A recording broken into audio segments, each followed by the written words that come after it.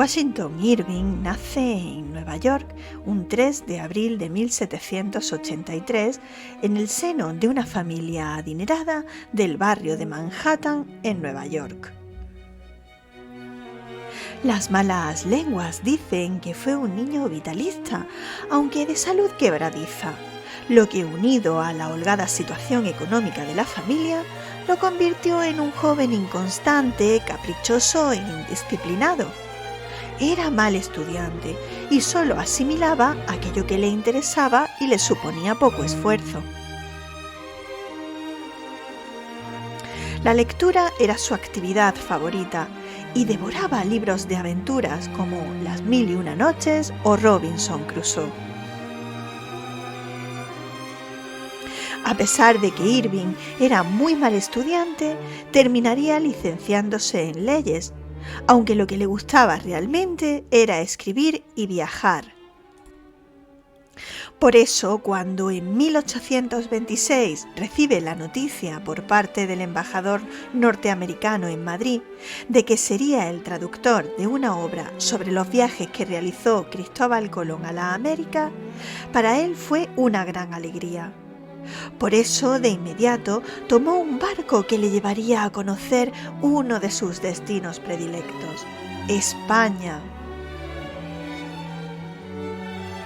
Se recorrió el país prácticamente al completo, viviendo en distintos lugares, primero en Madrid, luego en Sevilla y finalmente en Granada, donde recorrió algunos de los pueblos más emblemáticos de la provincia. ¿Y sabéis dónde residió en su estancia en Granada? Pues nada más y nada menos que en la Alhambra. Allí se alojaba en el Palacio de Carlos V y disfrutaba de largos paseos por el Patio de los Leones y la Sala de los Embajadores. Incluso se daba sus bañitos en las albercas de la Alhambra.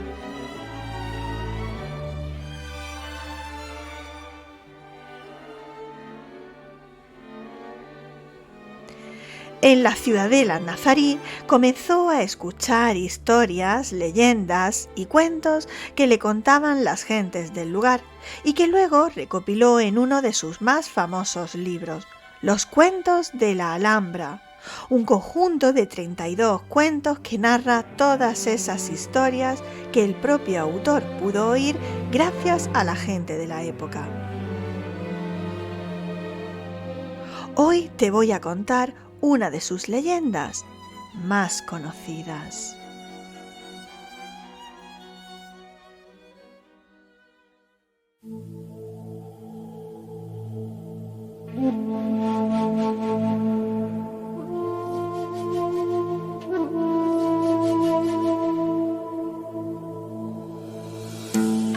En tiempos antiguos reinaba en Granada un príncipe moro llamado Mohamed, al que sus vasallos le daban el sobrenombre de El Jawari, el zurdo.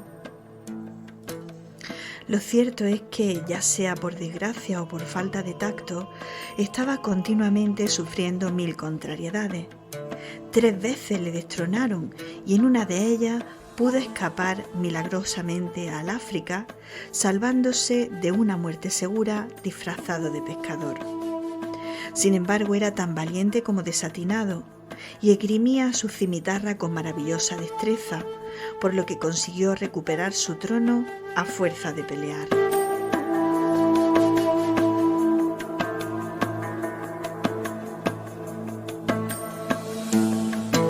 Paseando cierto día Mohamed con su séquito de cortesanos, tropezó con un piquete de caballería que regresaba de hacer una escaramuza en el país de los cristianos.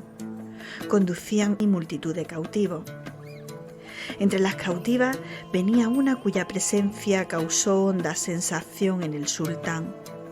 Era esta una hermosa joven cristiana, ricamente vestida, que iba llorando sobre un pequeño pañuelo. Mohamed se prendó de su hermosura y llevó a la bella cautiva a su harén de la Alhambra. Se inventaron en vano 1000 diversiones para distraerla y aliviarla de su melancolía, pero la pobre desgraciada no dejaba de llorar. Así que un día la aya que acompañaba a la señora le preguntó: ¿a qué viene ese llanto y esa tristeza, mi señora? ¿No es mejor ser sultana de este hermoso palacio adornado de jardines y fuentes que vivir encerrada en una vieja torre fronteriza de vuestro padre? Debéis casaros con el sultán.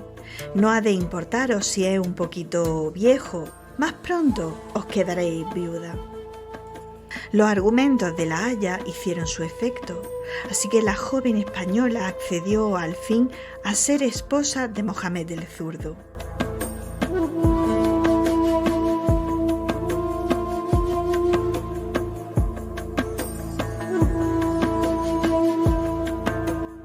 Andando el tiempo, el rey moro fue padre de 3 hermosísimas princesas, aunque él hubiera preferido que nacieran 3 varones. Pero lo cierto es que estaba encantado con sus 3 preciosas niñas. Siguiendo la costumbre de los califas musulmanes, convocó a sus astrólogos para consultarles sobre el futuro de su hija. Los sabios, tras consultar el horóscopo de las 3 princesas, dijeron al rey que las hijas fueron siempre propiedad poco segura, por lo que éstas necesitarían mucho más de su vigilancia cuando estuvieran en edad de casarse. Esto dejó al sultán muy preocupado, y así fueron pasando los siguientes años hasta que llegó un acontecimiento terrible para el sultán. Y es que la reina murió pocos años después, dejando confiadas sus tiernas niñas al amor y fidelidad de su discreta aya.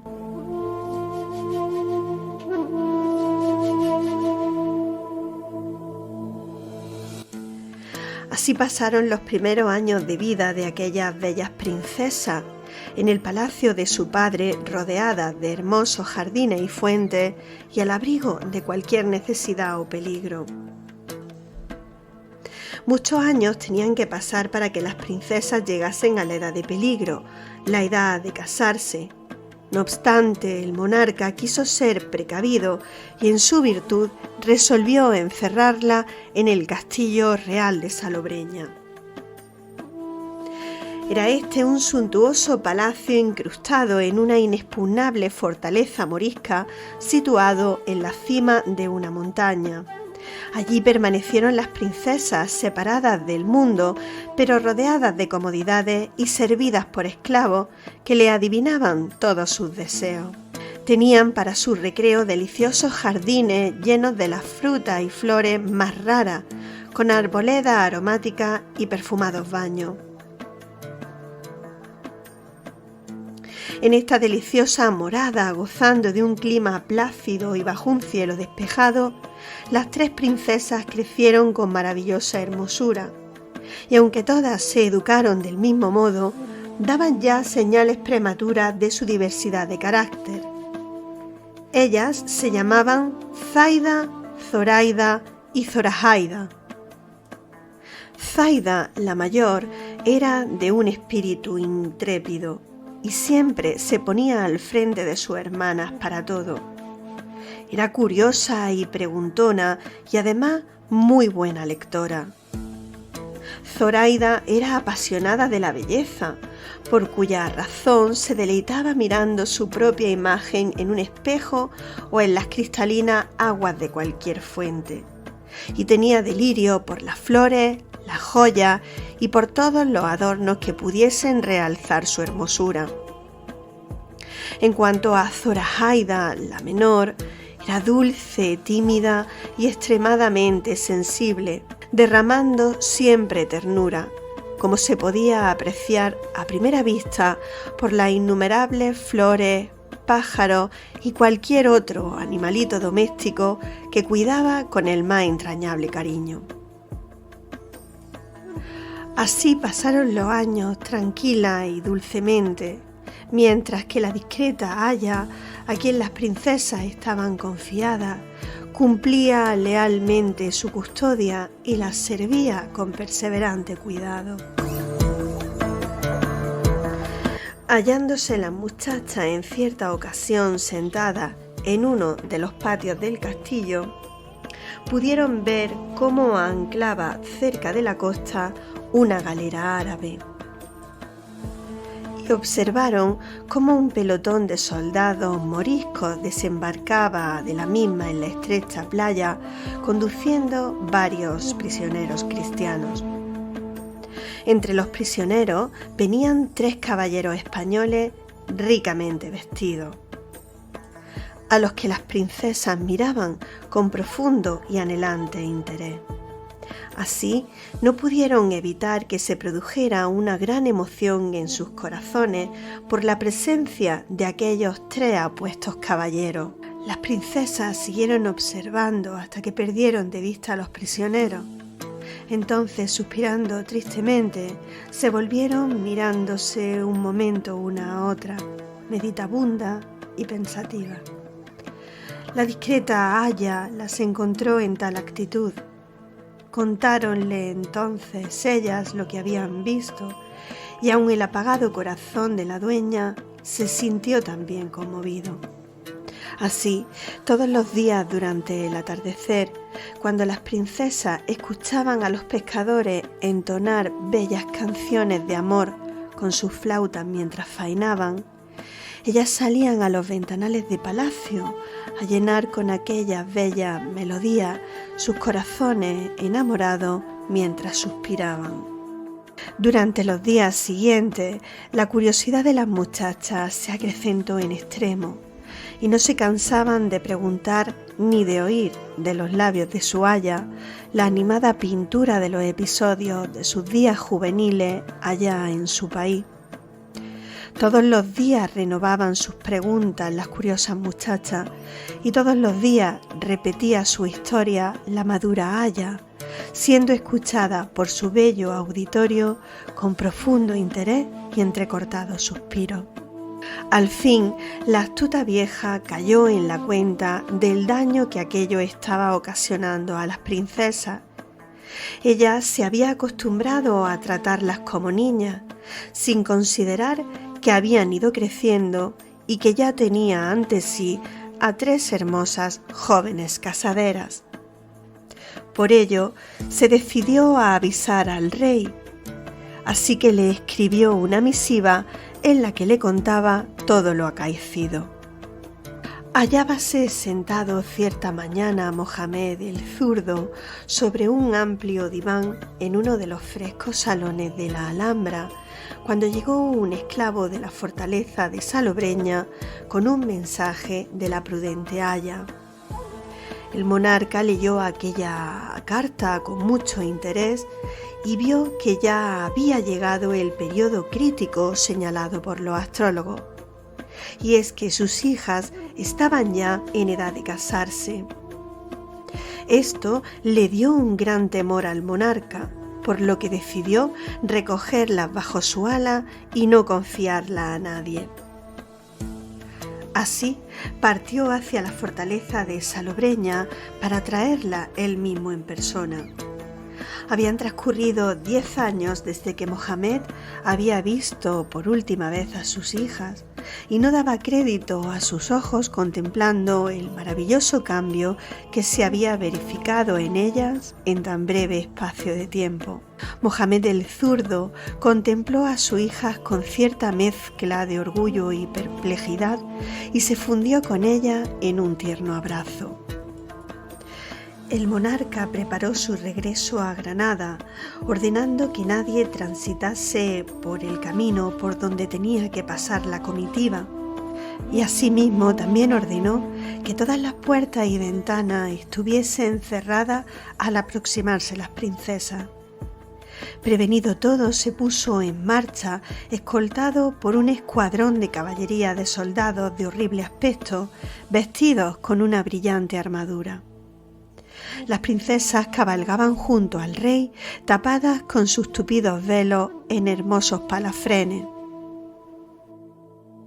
Ya se aproximaba la cabalgata a Granada cuando se toparon con un pequeño cuerpo de soldados que conducía un convoy de prisioneros. Entre los prisioneros se hallaban aquellos 3 apuestos caballeros que las princesas habían visto desde el pabellón y fuera porque no hubieran comprendido la orden o porque fueran demasiado altivos para obedecerla, lo cierto es que permanecieron en pie, contemplando la cabalgata que se aproximaba. Encendióse el monarca de ira viendo que no cumplían sus mandatos, y entonces desenvainó su cimitarra. Cuando iba a esgrimirla con su brazo zurdo, las princesas le imploraron piedad para los 3 prisioneros. El rey entonces les perdonó la vida, pero castigó su audacia ordenando que los llevasen a las Torres Bermejas y que los entregasen a los trabajos más duros y penosos. Cuando la comitiva llegó a la Alhambra, condujeron a las princesas a su nueva residencia, una hermosa torre apartada del palacio principal de la Alhambra. El interior de esta estaba dividido en pequeños y lindos departamentos, lujosamente decorados en elegante estilo árabe. Además, desde los ventanales de aquella torre podían divisarse a lo lejos las Torres Bermejas, que se habían convertido en la prisión de sus 3 enamorados. Sin embargo, las princesas, que siempre se habían mostrado de genio alegre, empezaron a languidecer y a tornarse melancólicas, no manifestándose nunca satisfechas en nada, ni con las fragantes flores, ni con las frescas fuentes, ni con el canto de los ruiseñores. No le alegraban ni siquiera los vestidos de seda ni las joyas de oro. Cada jornada los 3 cristianos eran conducidos desde su prisión a los rudos trabajos que debían realizar, hasta que cierto día fueron llevados a trabajar en las huertas que se encontraban bajo la torre que alojaba a las princesas. Cuando las muchachas los vieron allí abajo, tan cerca pero a la vez tan lejos, se mostraron aún más infelices y desgraciadas. Y al verlas sufrir así, a su aya se le partía el corazón. Por eso la vieja trazó un plan para ayudar a sus 3 hermosas muchachas. Se las arregló para entablar amistad con uno de los soldados que custodiaban a los 3 cristianos, y una noche éste dejó sin cerrar la puerta de su celda. Así que los 3 jóvenes salieron corriendo y se dirigieron a la torre en la que se encontraban las cautivas. Bajo ella silbaron suavemente y las chicas lanzaron una escala desde uno de los ventanales para escapar bajando por ella. Mientras bajaban con mucho cuidado Zaida y Zoraida, Zoraida empezó a llorar y volviendo la cabeza hacia el interior de la torre, vio los ricos vestidos de seda, los cestos de fruta, la alfombra y cojines. Aquello era su hogar, así que decidió quedarse allí y no salir huyendo. Mientras tanto, sus hermanas consiguieron bajar hasta el valle donde las estaban esperando sus enamorados, y subiendo a la grupa de hermosos corceles que la aya se había encargado de sacar de las cuadras del monarca, salieron galopando a través de la colina de la Sabica en dirección a Córdoba, que sería su destino final. En ese momento el sultán irrumpió en los aposentos de las muchachas acompañado de sus más fieles soldados, y cuando pudo comprobar que 2 de su hija habían huido con aquellos prisioneros cristianos, maldijo a la providencia y se ocupó el resto de sus días de guardar con celo a la hija que le quedaba. Se cree, como cosa muy cierta, que la princesa se arrepintió interiormente de haberse quedado dentro de la torre, y cuentan que de vez en cuando se la veía apoyada en el adarve, mirando tristemente las montañas en dirección a Córdoba, lamentándose de la pérdida de su hermana y de su amante, y condoliéndose al mismo tiempo de su solitaria existencia. Murió joven y, según el rumor popular, fue sepultada en una bóveda debajo de la torre.